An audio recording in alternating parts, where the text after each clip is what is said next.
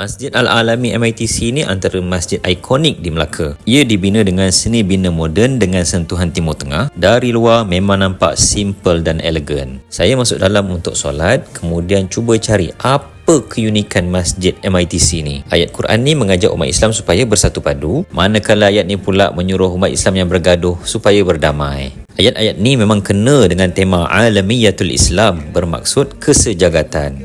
Tengok nama Tun Abdullah Ahmad Badawi pun ada. Selepas lama menjelajah, akhirnya saya jumpa satu perkara yang unik. Korang tahu apa benda ni? Ini adalah nota ringkasan Al-Quran 30 juzuk.